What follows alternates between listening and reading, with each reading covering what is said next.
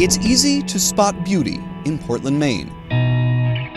Find a perch, the skyline, and sunset, and just add water. But on the ground, with wind whipping downtown, beauty comes as a cloak of art in a place most don't think to look. It's not just a structure, it's not just glass and steel, a mini museum. That's how I look at it. Lights, camera, action. Long after the sun sets, Ebenezer Akapo creates art. He designs tumblers with Maine landmarks. He crafts earrings featuring symbols of his native Ghana. Those symbols now adorn a bus stop. Before this contest, had you thought at all about bus stops in Portland? No. Akapo doesn't take the bus, so he hadn't thought about it. The same can be said for so many people in so many places. But buses serve millions every day, and bus stops, when done right, bring dignity. It's like the low 40s and windy. Christian Milneal works for Streets Blog USA. At least it's not raining, right?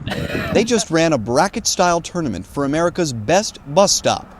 Akapo's stop won. Transit agencies are often underfunded. There aren't a lot of resources to do well-designed bus stops. They deserve the kind of consideration that car drivers kind of take for granted. When I was in school and we had to look at a painting, and I'm hoping that the bus shelter that I created will have the same impact. So by the time you try to figure it out, the bus is already there. Akapo laughs. He's not far off. Researchers in Minnesota asked bus riders how long they thought they waited at stops region-wide. At stops with a bench, shelter, and real-time info, riders often guessed right. At stops with none of that, they often thought they'd waited twice or 3 times as long as they actually had.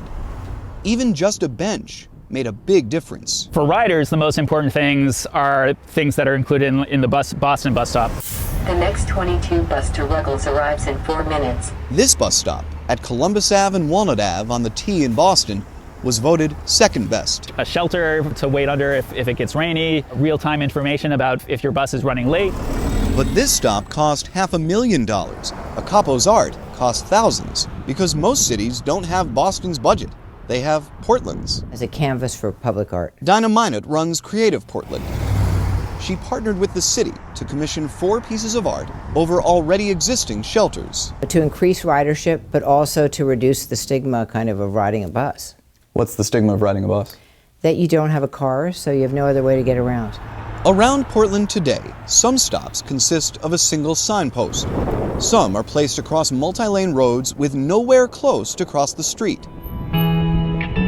But a little shelter, a little seating, a little art, that brings dignity. And yes, even beauty. Beauty that works with the sunsets and skylines to build community. It's like creating a collage or creating a quilt. And this happens to be that little badge that you put on the quilt, forming the fabric of Maine. In Portland, Maine, I'm Matt Pearl.